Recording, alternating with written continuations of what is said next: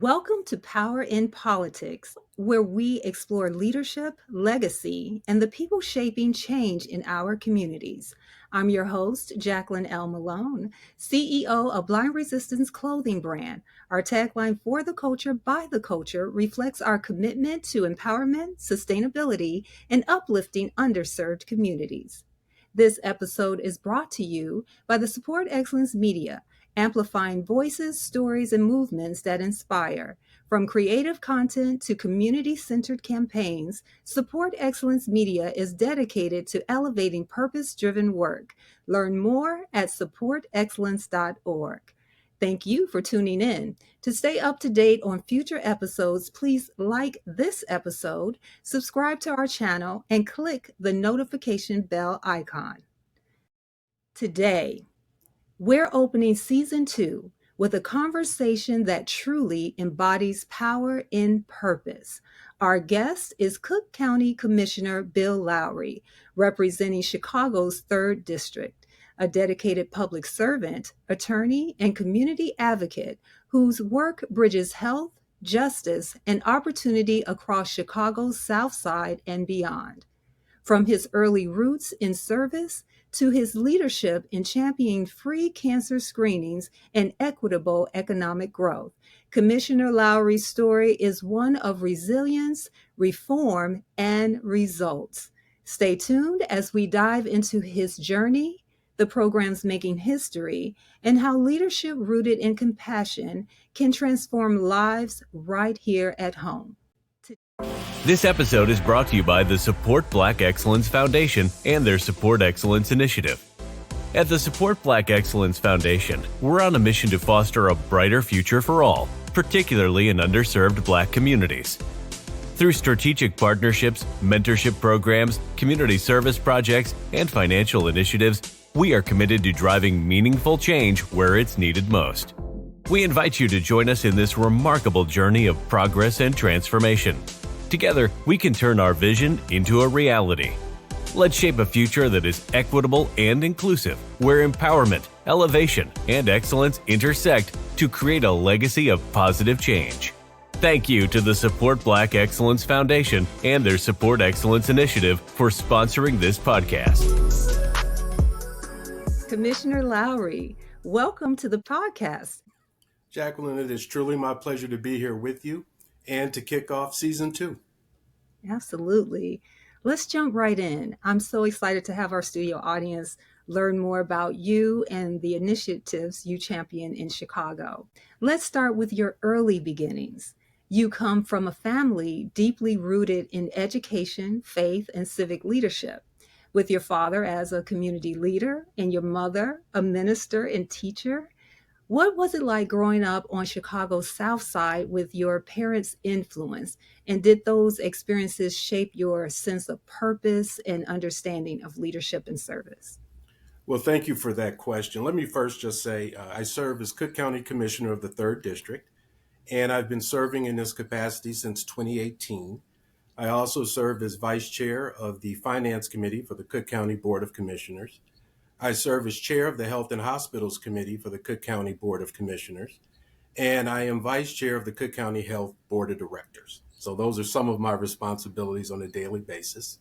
To your question, I'm a lifelong Chicagoan and born and raised on the South Side of Chicago, typical middle-class family.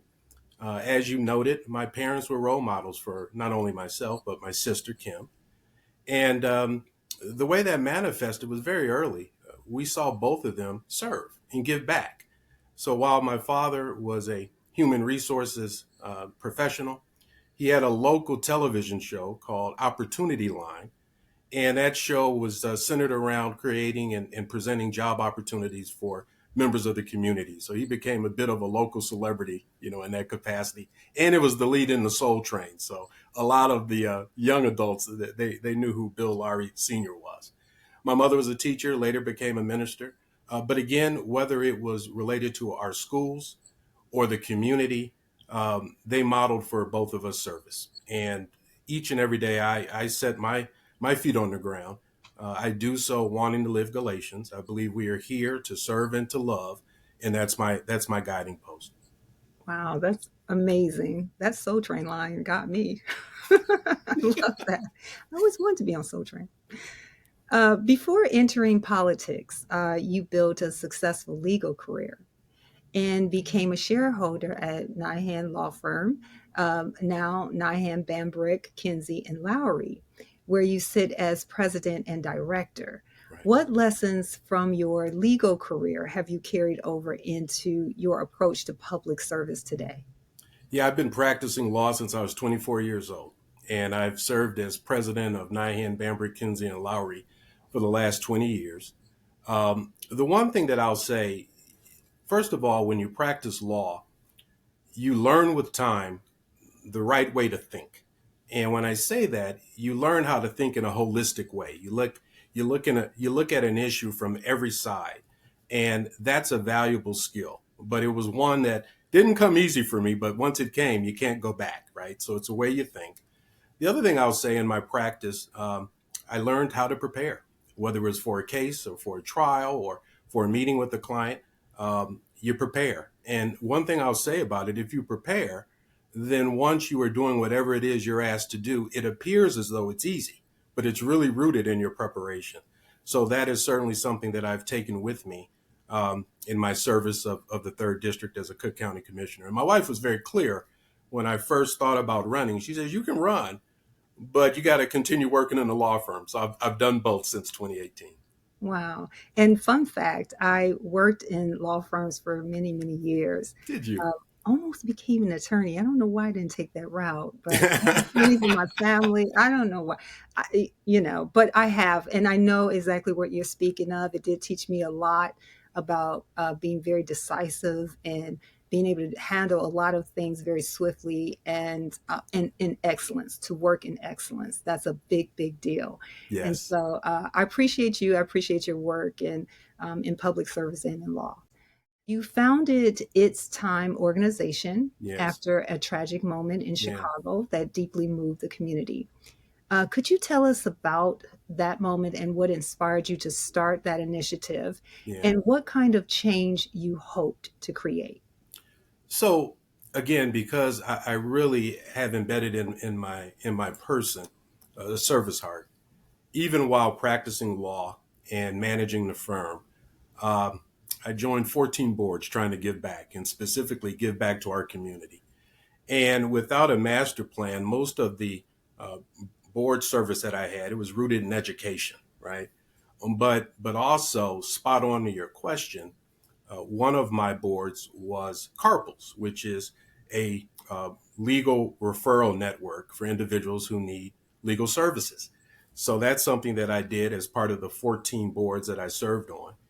And as I was going forward, I was getting more involved politically, but behind the scenes. So at the time, I was on 14 boards. One of my volunteerisms was serving as Cook County President Tony Preckwinkle's finance chair. And I had known Tony over the years. First, she was our alder person when we built our home in Kenwood. And then we just got to be partners relative to politics with me behind the scenes. And I was serving as her finance chair when the horrific event happened. And it was when Hydea Pendleton was shot and killed 10 feet from my backyard. And I'm blessed to have three kids. Bill Jr., who's 32. He's an assistant attorney general in the Bureau of Civil Rights.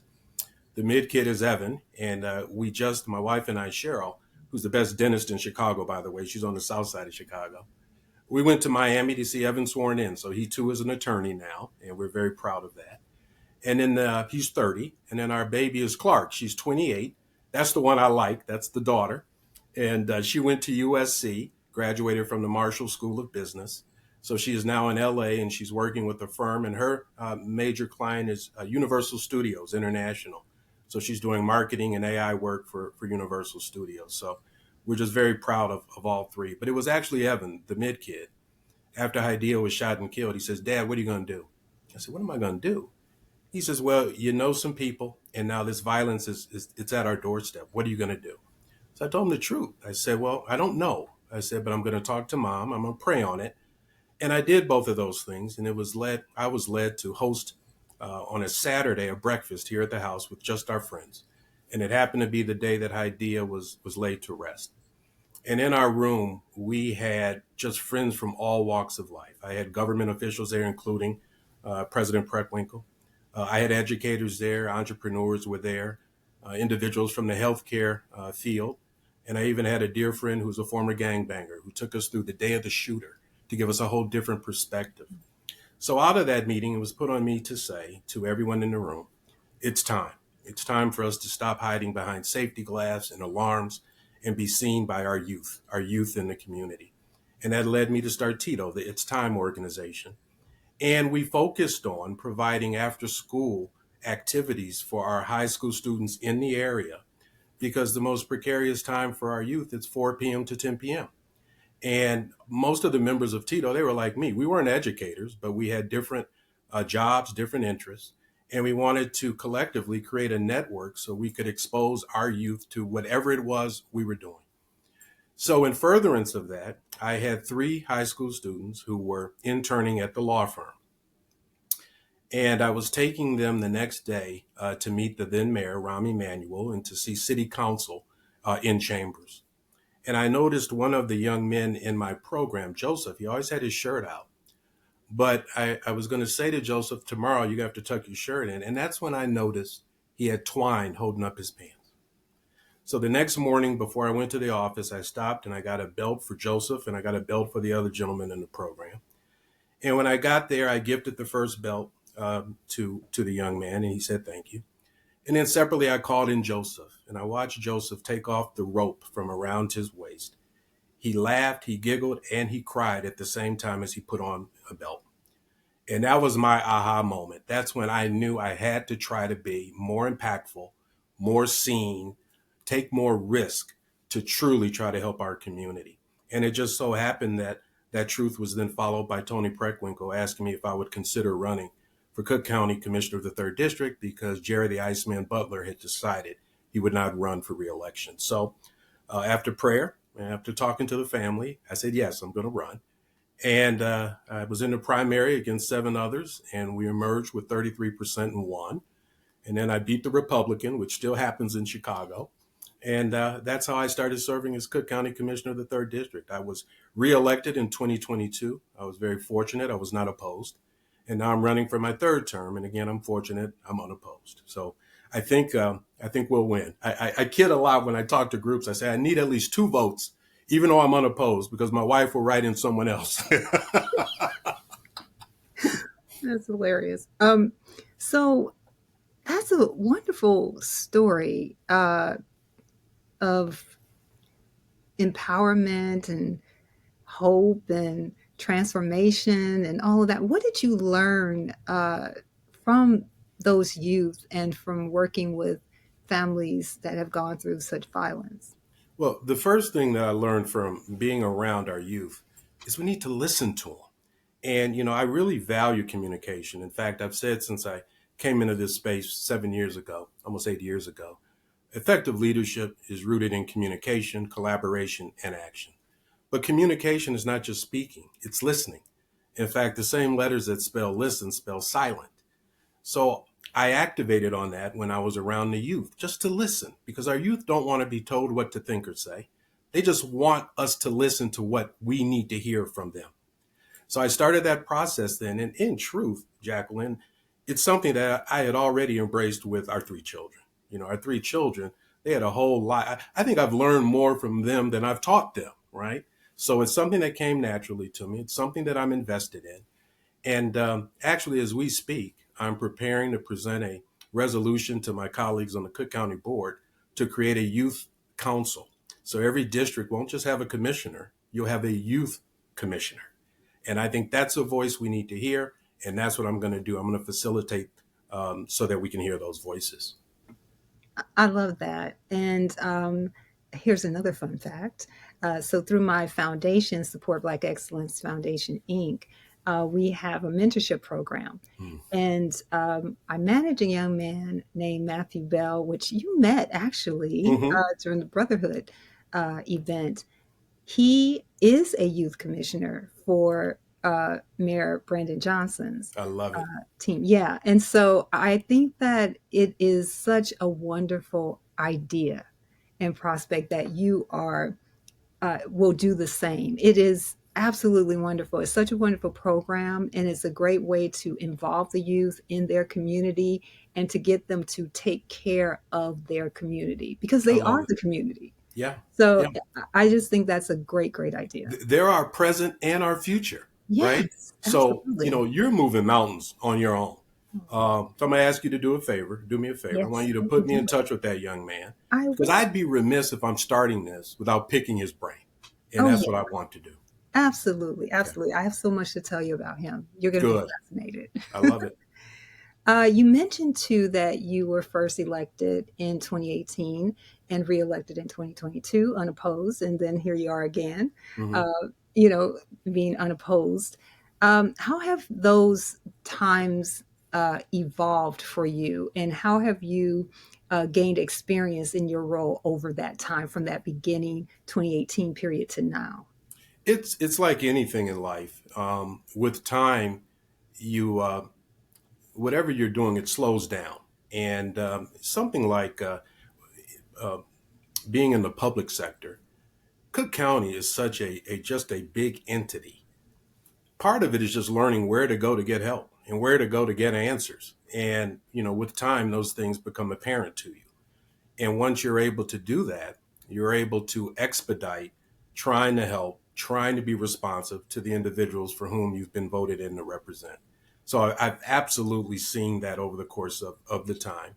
But on the other hand, I had experiences, whether it was Tito or my board service, with the other 13 organizations. I came in with a lot of thoughts and a lot of plans. And I'll give you one example. Prior to being elected, I was vice chair of the Illinois Capital Development Board. And this is a board of 7 individuals who are tasked with approving every construction contract in the state. I was the first African American to serve on CDB. They call Capital Development Board CDB. And it became an irritant to me that at every meeting, when we were looking at a contract, almost invariably, the entity that was seeking the contract that we were going to vote on giving them the contract, they were seeking a waiver, meaning they did not have to have MBE or minority business enterprise participation, or they did not have to have women business enterprise participation. So I started, while serving in that capacity, getting a monthly report for every item that came before us, showing the participation levels that we had. First thing I did when I was elected commissioner was created my good faith effort transparency report ordinance. And what my ordinance says is, for any entity that is bidding on a Cook County contract and seeking a waiver, full or partial, they got to go through my document and they've got to demonstrate and show their attempts at participation. And you know what we've seen? Less waiver requests, which means more participation.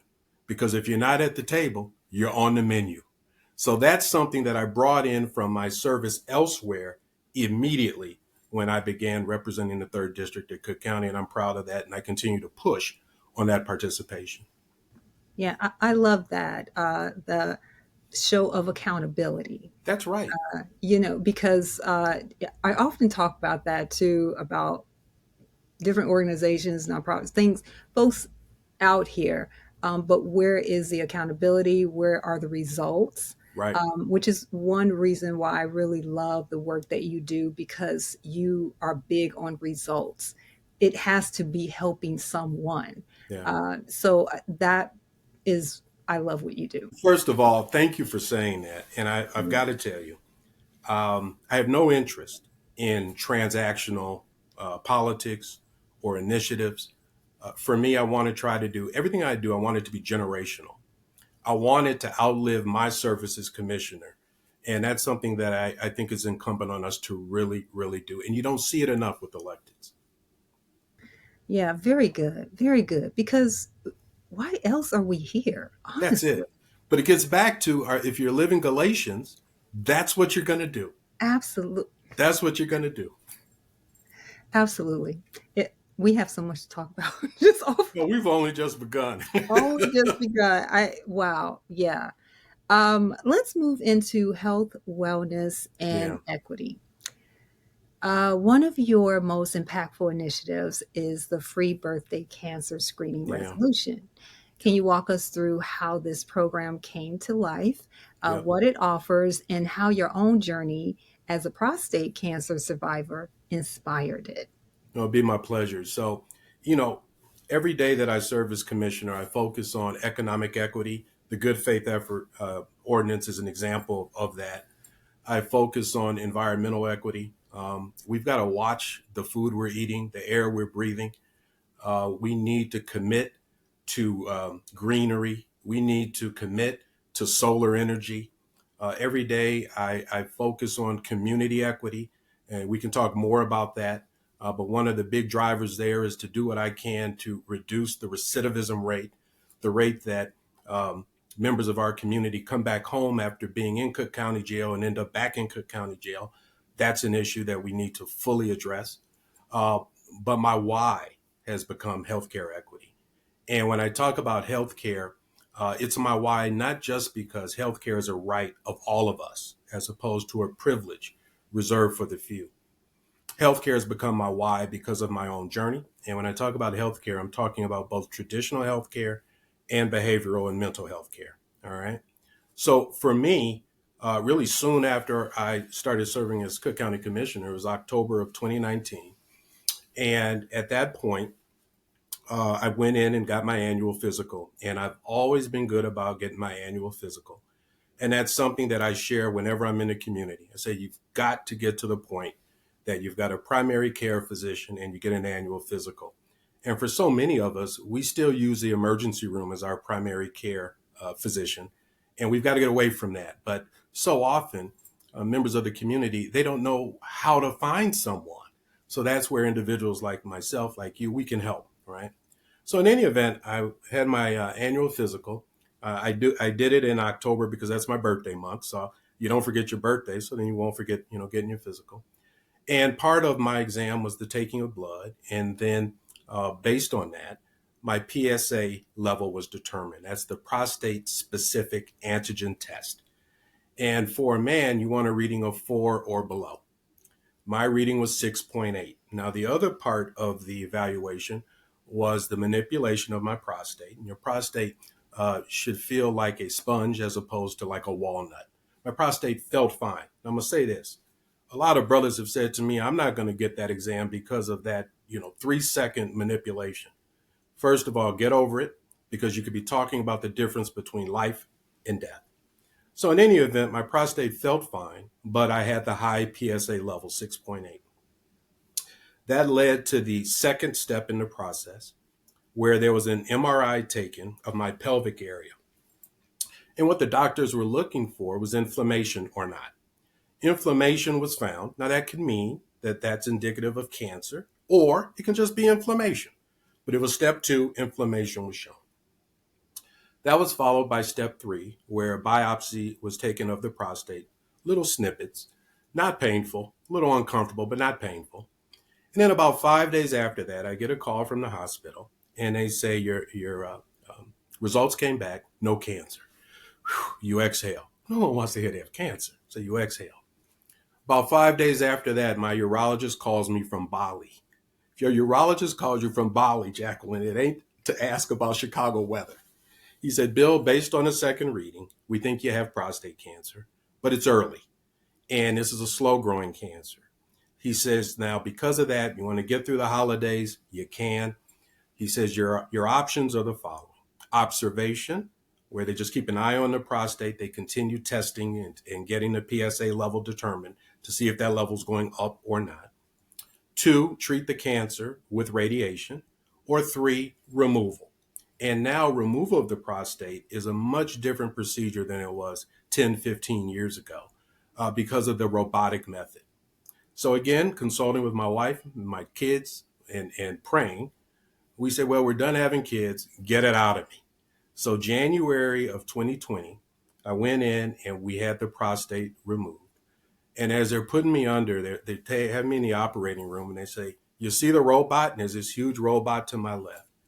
And they say, look over to the right of the room. There was a monitor. It says, that's where your doctor will be. And your doctor will be there controlling the robot. I go, wow. Next thing I know, I'm in recovery. Well, we were infused with the knowledge, my wife and I, that very night. As I'm walking in Northwestern Hospital with my gown on, we did a video. And I did the video and I said, first of all, I'm doing this so that if any of you watching go down this road, I want you to know it's going to be okay. And then I went on to say, no man should die from prostate cancer. But for you to live those words, you have to know what's going on in your body. You need to get your physical. If your physical shows an elevated PSA, you need to get the MRI, you need to get the biopsy, and then you decide how you want to treat it. So we started the video that night. We concluded it when I was out and put on a suit, and my chief of staff, Lamont Williams, was asking me questions similar to what you're asking. And we put together this video.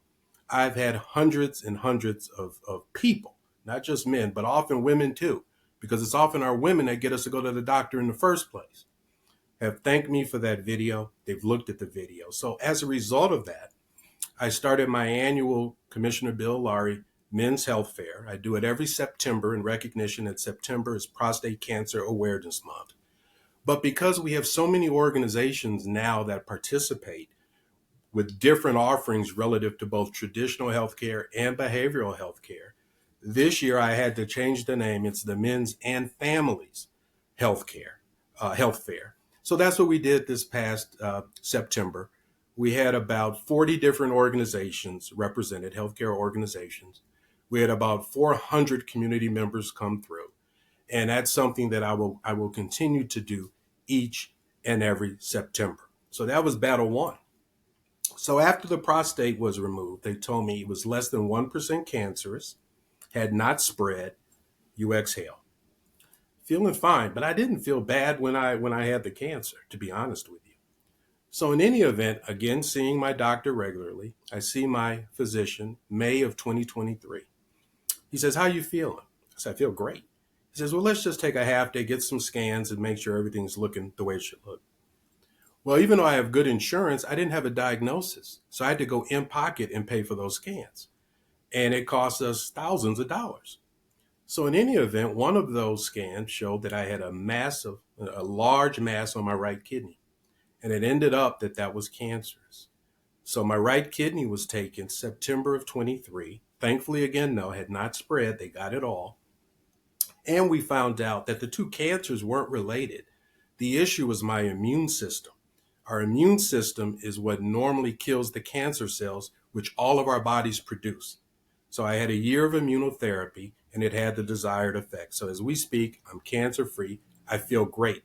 But what came out of that experience, I said to my wife, Cheryl, I said, I've got to come up with a way to help individuals get the same knowledge I got when they can't afford to pay thousands of dollars to get the scans.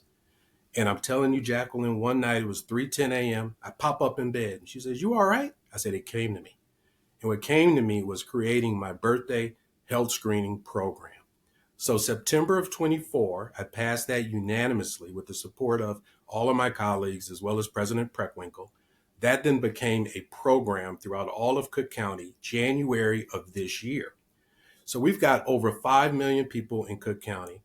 With this program now, women 40 and over can get a free mammogram, whether they have insurance or not, at any Cook County hospital or clinic. Every man 45 or older can get a free prostate screening, whether they have insurance or not, at any Cook County hospital or clinic. I call it the Birthday Health Screening Program because I encourage those that are going to get the screening to set it up during their birthday month, because again, you don't forget your birthday. Now, if you're calling, it's not your birthday month, we're going to still give you the screening. But that's why I call it my Birthday Health Screening Program. So in the 9 months, we were able to get measurements relative to the mammograms.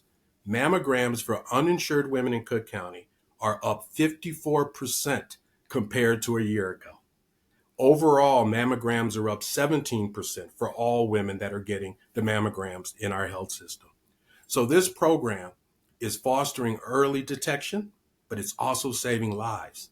And that's why I am just so grateful that I'm being used as a vessel in this way. But that is my Birthday Health Screening Program. And I went to NACO, which is the National Association of Counties. I go to those meetings twice a year. And I passed a national health screening resolution. I added lung screenings. So right now, I'm speaking with AFLAC. They're asking me to consider being a national spokesperson. And we're going to go throughout this country. And we're going to try to get other counties, other states, other municipalities to adopt similar programs as the one that we've already launched in Cook County. Wow. Just, it's so amazing. And, as you were speaking, I couldn't help but to think of my grandfather who passed away from prostate cancer. Mm-hmm. He elected not to do anything, Mm-hmm. in response to it, and he passed at 72. And then I think about you and how you took this thing that was happening to you that was meant for ill to take you out of this world, away from all of us, Mm-hmm. and away from your service and duty to God, and the way God even used you to turn it around. And when you said that word of using you as a vessel, because that is exactly what we are vessels for Yes. change.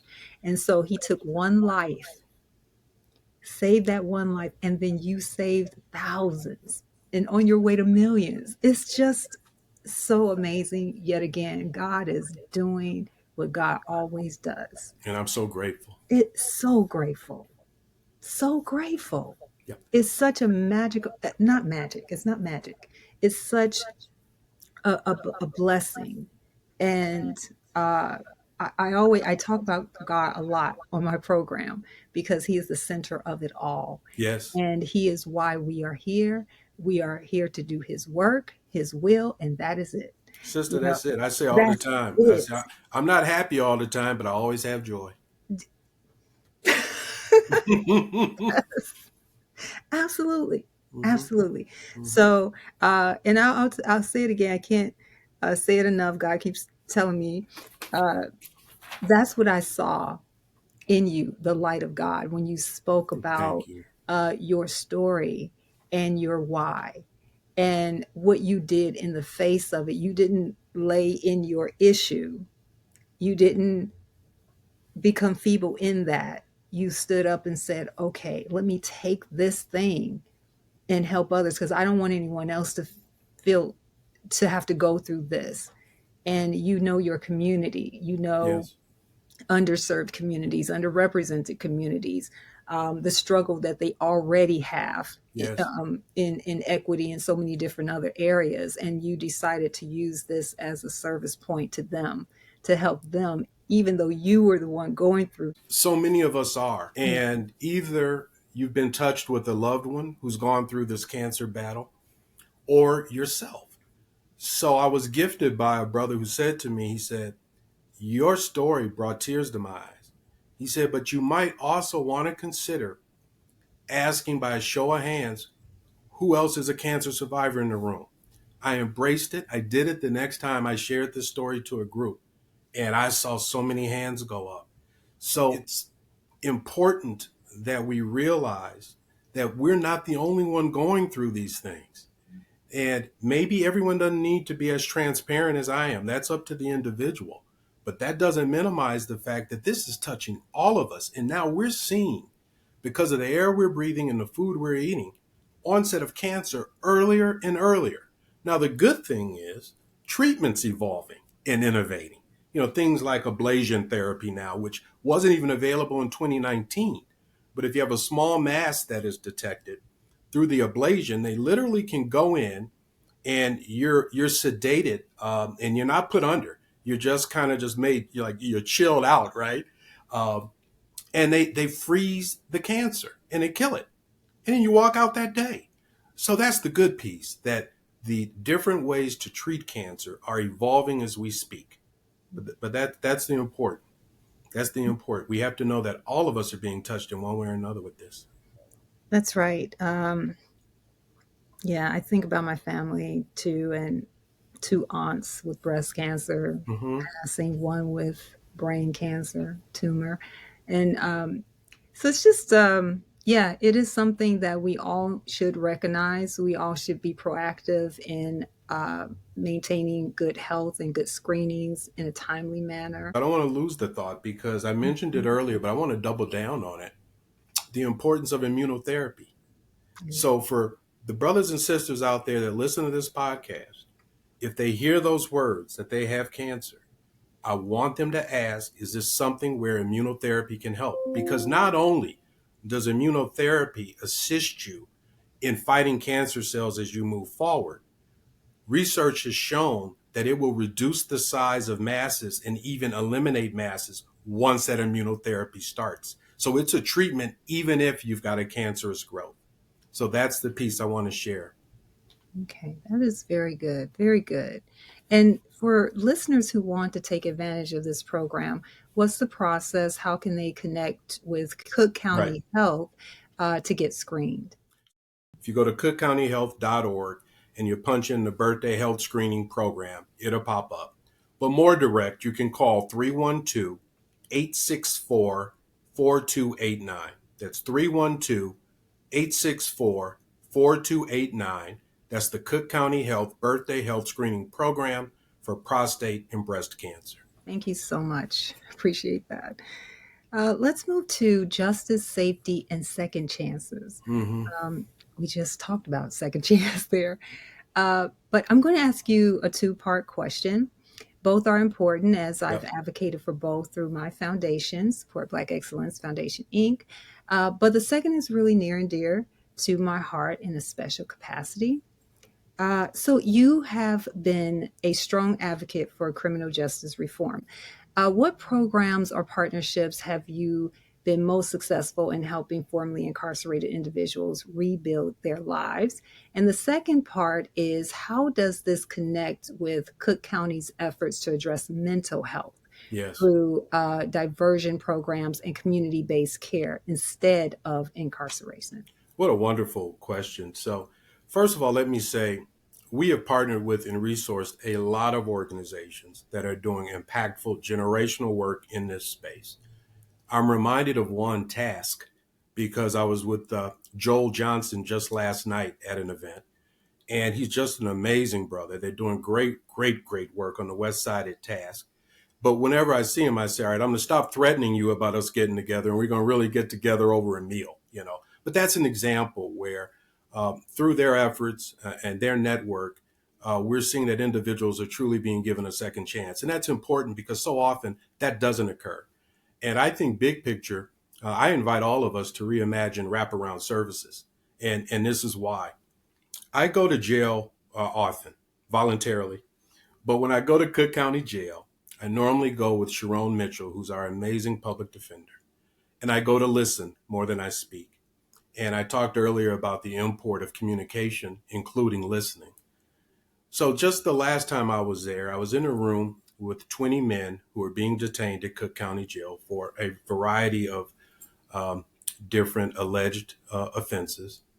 And as we're talking, this one young man said to me, we come here, we go back home, and we have supposedly paid our debt to society, yet we keep paying. We don't get a fresh start. You do have the box when you're trying to get a job and you've got to mark if you're a felon or not. If you do your time, remove the box. But he said to me, and this is common knowledge that we talk about, yes, we need affordable housing when we go back home. We need transportation and we need a job. He says, but Commissioner, we also need a continuation of our mental health care. He says, we go back home, 2 or 3 days without you speaking to somebody can be enough time for you to have an act that brings you right back. And as we talk right now, 49% of the individuals being detained at Cook County have been determined to have a mental health concern. Jacqueline, I am sick and tired of Cook County Jail being the biggest mental health provider in Cook County. And it is incumbent on us and others like us to make sure that we're bringing accessible programming to the communities, not just providing those services in the jail. So to that end, over the last year, we've had a behavioral health care summit where at Cook County, where we gathered and heard from over 300 organizations about this very important issue. We helped to resource the hiring of 31,000 mental and behavioral health care specialists. That's so important because during the Rauner years, when we had the budget impasse, 80,000 individuals in Illinois lost their mental health care coverage. So you've got individuals who are in dire need, especially after COVID, and they have no idea where to go to get access to mental and behavioral health care. So that's something that we've done. In my district, within the last several months, we opened a stabilization behavioral health unit at Provident Hospital, and that provides short-term care for individuals who are having some type of acute event. There's a building, 31st Street, right off of DuSable Lakeshore Drive. We bought that building, we being Cook County Health, and we've opened it now as the Bronzeville Health Center. And out of that building, we are providing family medicine and behavioral health care.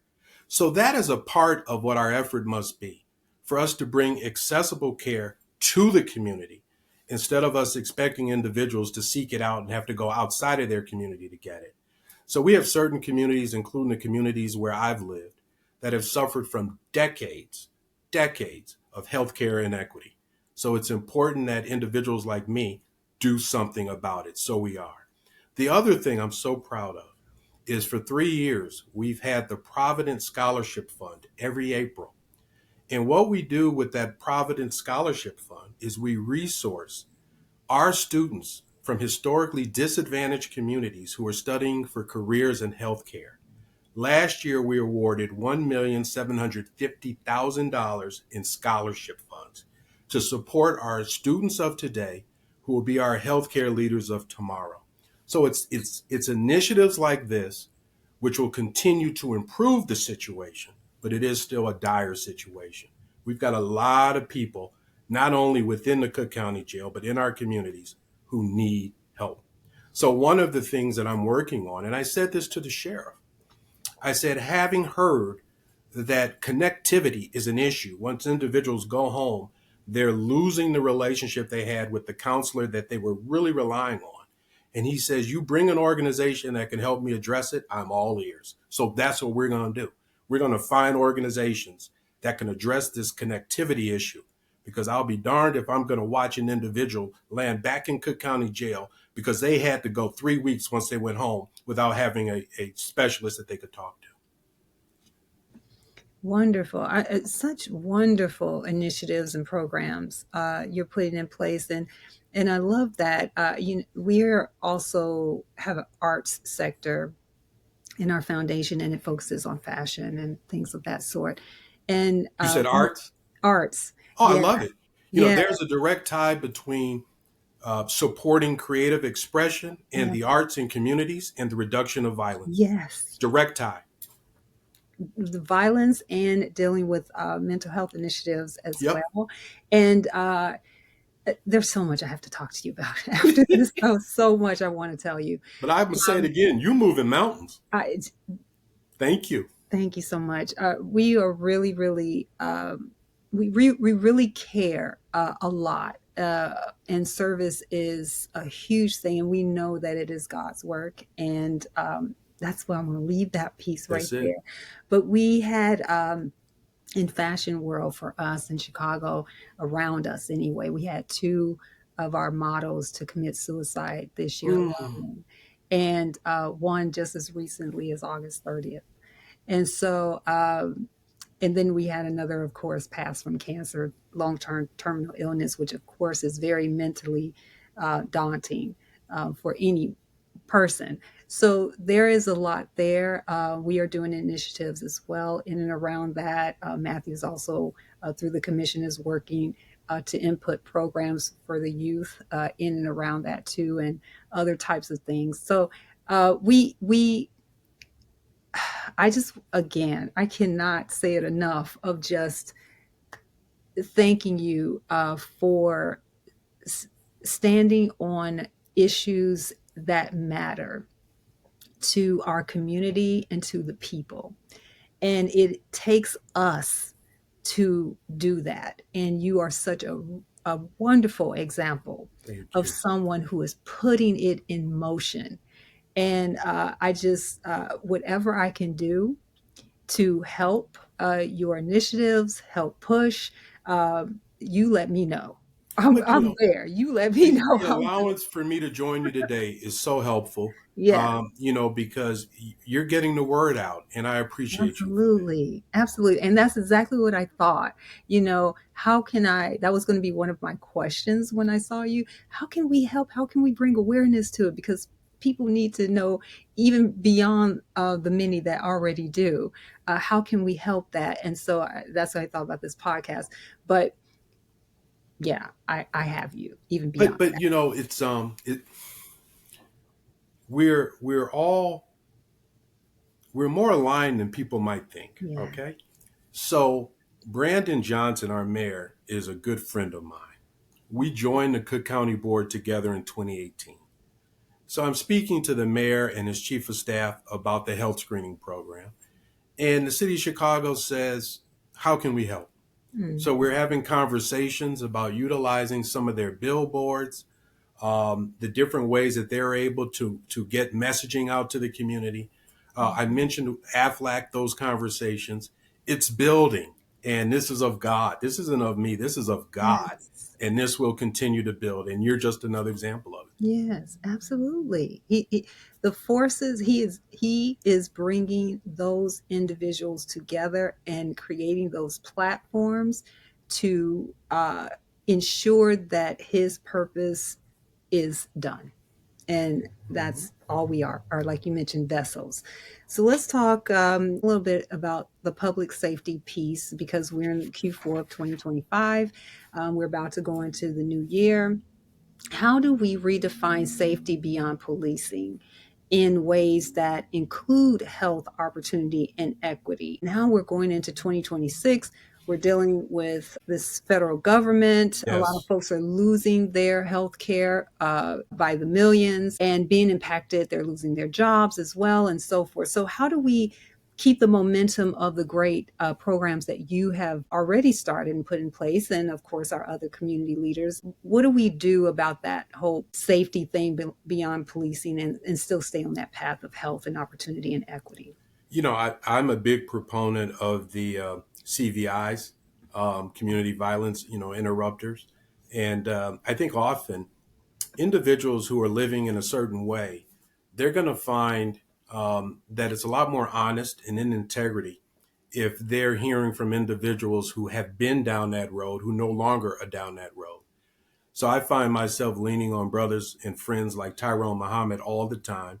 Tyrone's doing great things with his organization out here on the streets. Um, he has a Phoenix program that he's already taken into several prisons, and we're working to get that launched in at Cook County Jail. But you have they call themselves by their name is ex-cons. He says that's what we are. But you can just see the difference when a young brother is hearing from Tyrone versus when they're hearing from me or some other elected. So we've got to embrace our organizations and partner with them. The provision of behavioral and mental health care will do more to drive down violence than anything that's happening with our police and policing. It's imperative that men, black men, don't that we don't just make children, we father our children. You're married or not, you father your children.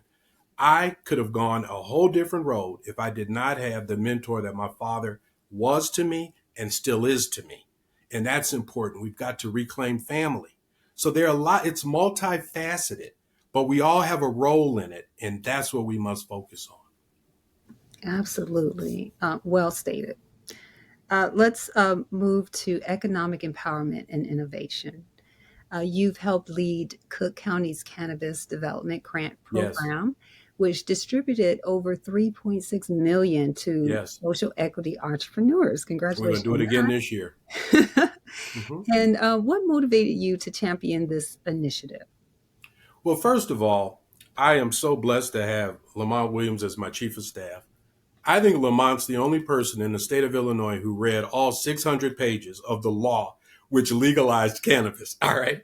But when you look at the law and you look at the specific intent of the law, and you always, this is part of my lawyer training, whenever there's a statute, you read that, but you also have to look at and know the specific intent, the legislative intent. And the intent of this law was to bring about some type of rectifying in the areas that were most affected by the war on crimes. It was out of that principle that you had the concept of social equity applicants mentioned and disproportionately impacted areas of the state.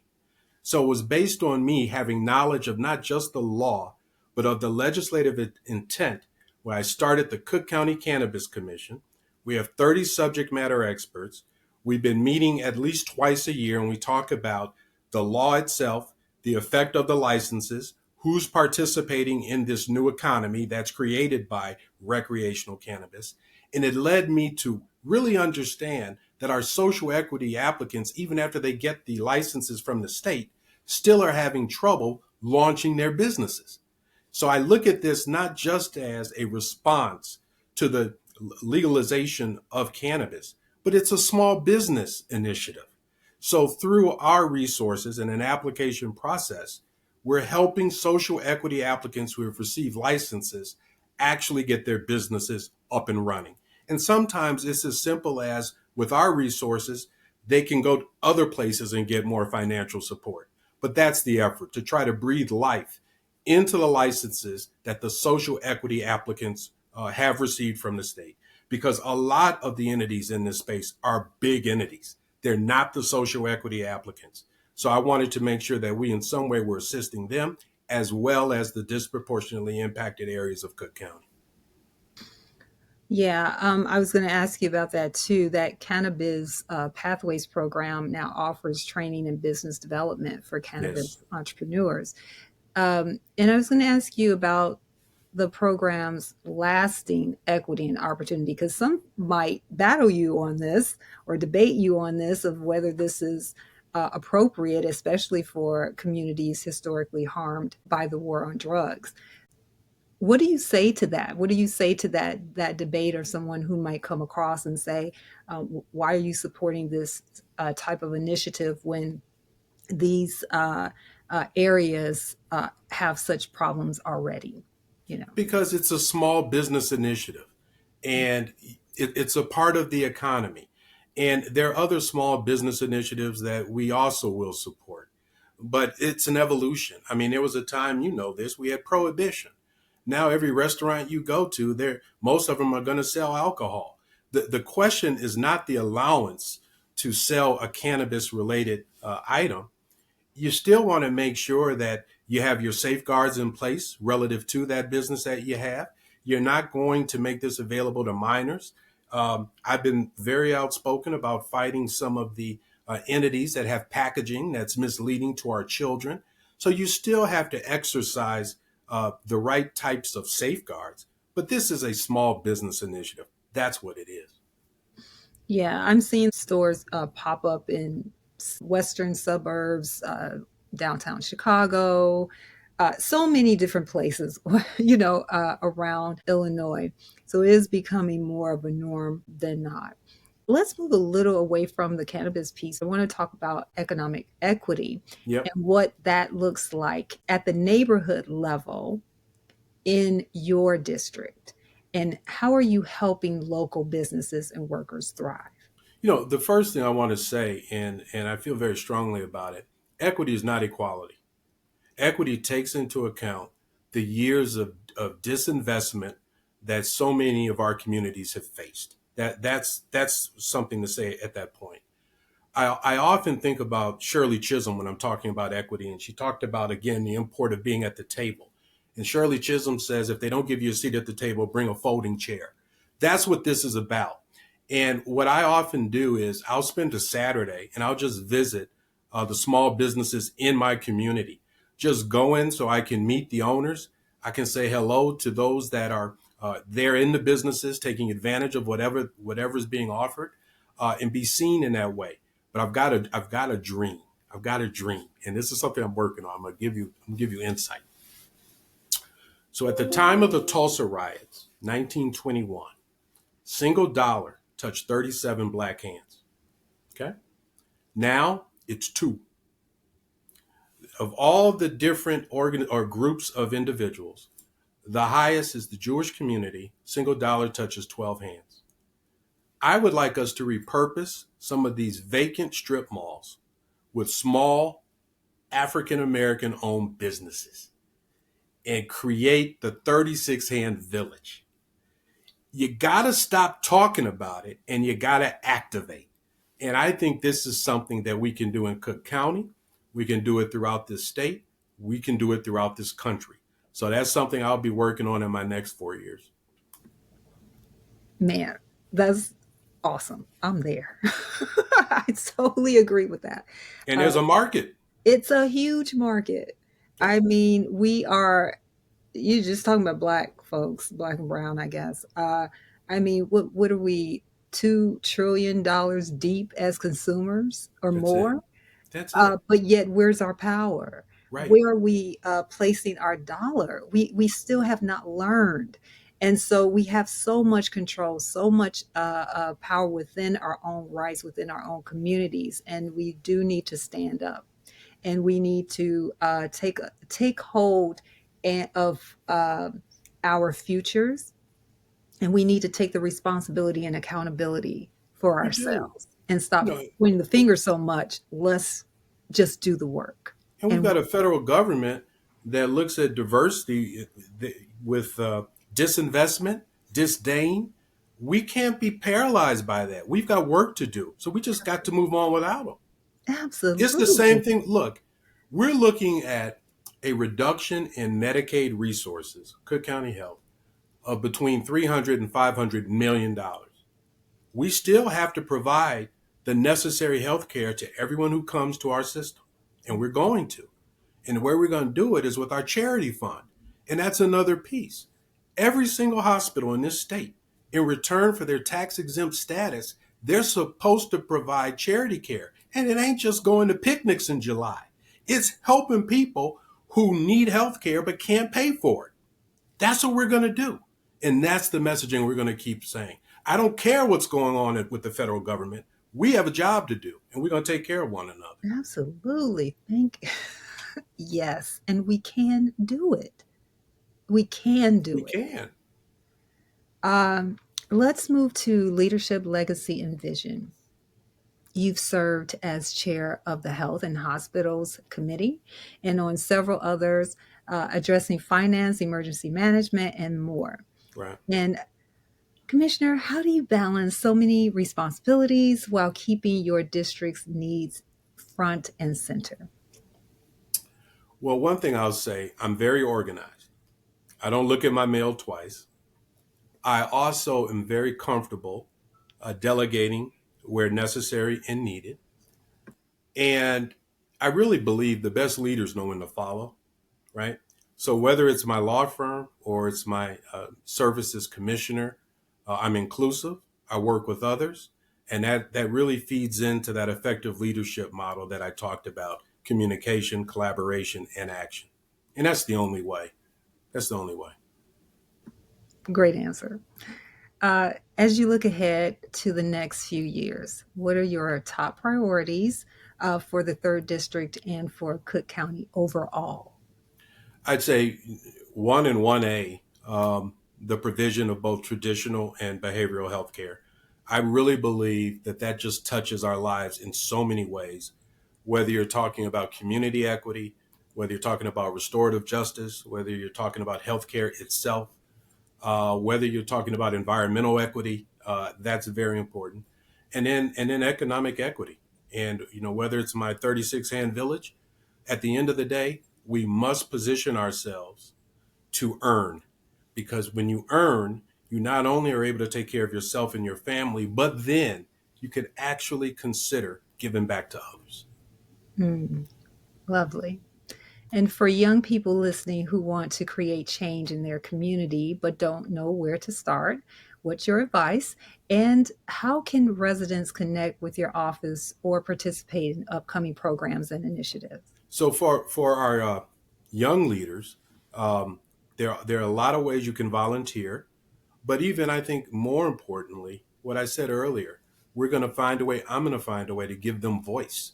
And what you're going to find is, with them having voice, we'll be able to better govern, but we'll also be building the bench so that they're prepared to take over these leadership roles as we move on. Because that's the other thing. We're going to have to move on. Our job is to prepare those to come behind us to keep the ladder down. That's what we must do. Absolutely. And how can residents connect with your office or participate in upcoming programs and initiatives? You can go to BillLowryCommissioner.com. So it's Bill Lowry, and that's Lowry, Commissioner.com. You can call us at 312 603 6391. It's 312 603 6391. Over the course of probably a regular week, I probably have 15 to 20 Zoom calls. And that's a combination of calls related to the various departments of Cook County, but also just talking to the businesses and individuals who comprise the third district and now beyond. Because of my wonderful roles that I have within Cook County, I'm finding myself talking more and more to residents throughout the entire county. Absolutely. And I'm glad you are doing that because really, what did God say? He said, go out into all of the world Yep, and preach the gospel to everyone. that's it. So it is not just this one silo of a place that you should be. And so for him to use you, he's not going to keep you in that one place. He has to expand that. And that's why, Jacqueline, I'll be honest, I don't think about what's next or worry about what's next. God's going to put me exactly where I'm supposed to be when I'm supposed to be there. And that's that joy I talked about. I sleep really well at night. I don't worry about tomorrow. When I get up, I hit it like I did today. Service and love. Yeah. And just listen to him. He'll tell you step by Yes. step where to go, who to talk to, who not to talk to. He will open those doors if you're just Now, obedient to that word. that's one thing that I prayed for and I've been gifted with during my time here is I've enhanced my gift of discernment because it's so important to do. And while I make people laugh when I say this, it's kind of true. Politicians make lawyers seem decent. So you need to have discernment when you're in this space. Yes, absolutely. Absolutely. I say that a lot about entertainment too. It's, Yeah, yeah, yeah. yeah, it's a space. So, is there a call to action you'd like to leave our listeners with today? Yeah. The call to action is to take the steps to know what's going on in your body. And I want everyone within the sound of my voice to take advantage of the breast cancer screening and the prostate cancer screening. And I'm going to keep pushing. There'll be other screenings, but I want you to do that because what you're getting is actually a physical. So you may not have cancer because of the screening. They'll say you don't have cancer, but you have high blood pressure or you're pre-diabetic. You also then can get a primary care physician if you open yourself up to that screening. So that's the call to action. I want everyone to do that because there should not be a 30-year life expectancy difference between those of us who live in Inglewood versus those who live in Edgewater. This is one way that we can make a difference relative to that. I'll be there in my birthday month. Good. Yes, I'll be there. And finally, Commissioner, when history looks back on your time in office, what do you hope your legacy will be, not just in policy, but in the lives of the people you serve? He tried to live Galatians. Ooh, that's so beautiful. That's it. Is it? Period. That's it. Commissioner Bill Lowry, thank you for sharing your story and your service with us, and for reminding us that the power in politics is truly the power to heal, to uplift, and to lead with humanity. Thank you for your service. Thank you, Jacqueline. To our listeners, remember, change begins when you show up in your community, your health, and your civic engagement. You can learn more about Commissioner Lowry's initiatives and upcoming programs at cookcountyil.gov or billlowrycommissioner.com. If today's conversation inspired you, be sure to subscribe, leave a comment, or share it with someone you know. Big thanks to our sponsors, Support Excellence Media, for helping us spotlight voices that truly matter. I'm your host, Jacqueline Malone, and this is the Power in Politics podcast, where leadership meets legacy. Until next time, stay empowered, stay involved, and always remember, real change begins with us, within our communities. See you next time.